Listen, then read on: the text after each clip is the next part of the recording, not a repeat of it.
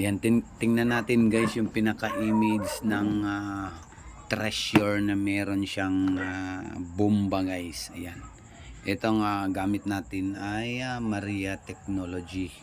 So ayan po ang kanyang image result ng scanning niya. So titignan natin guys kung yung may bomba kasi na nakatabi sa nakatabi sa item guys. Ayan.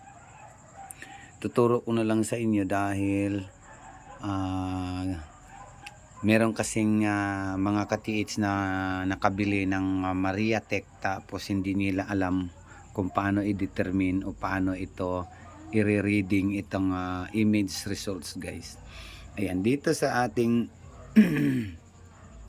ano guys ay pwede nating ilipat-lipat yung image calculation item values niya, pero sa akin number 3 para po malinaw kung ano yung forma guys na yung metal object na yan.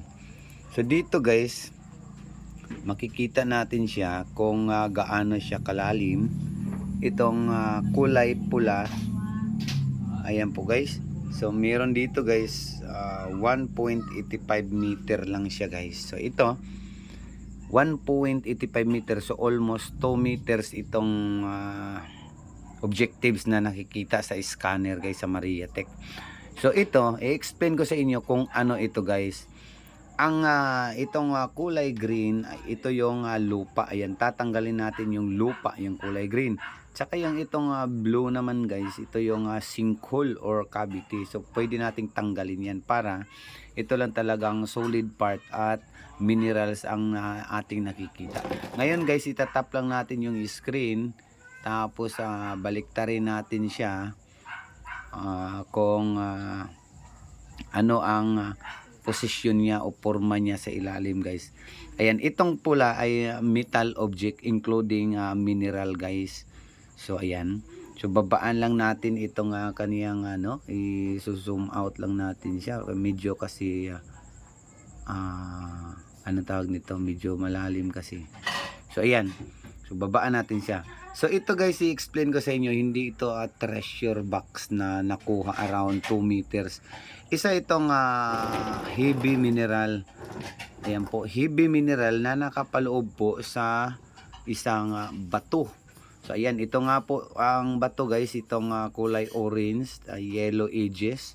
Yan po yung bato guys na nakabalot po sa mineral. So siyempre itong red object dito ay isang ore. So ore mineral. So nasa loob po ng bato guys itong red object. Hindi po ito treasure box o gold na nasa loob ng bato. Ganito kasi yan na mga ka-TH, kasi ito order ito request ito ng ating ka-TH. Gusto niyang magpatulong paano mag-reading o magbasa ng image mula sa Maria Technology. So ayan guys, bigyan ko kayo ng tip dito sa ating user manual. Makikita po dito sa manual. Ayan po guys, i-share ko sa inyo. Wait lang kasi medyo naglag lang siya ng konti.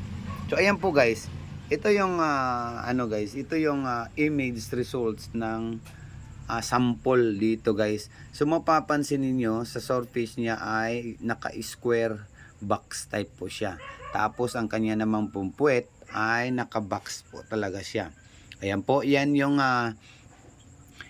image results sa treasure box na ibinaon talaga ng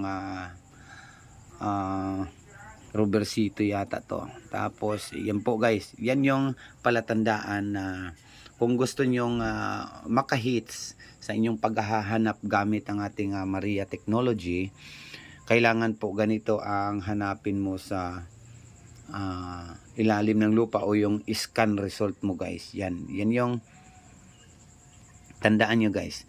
Ito pag i-compare natin doon sa ating resulta, yung pinakita natin kanina, parang ang layo po ng kaniyang hugis doon sa original. Ayan, balik lang po natin yung sinkhole cavity at saka yung soil.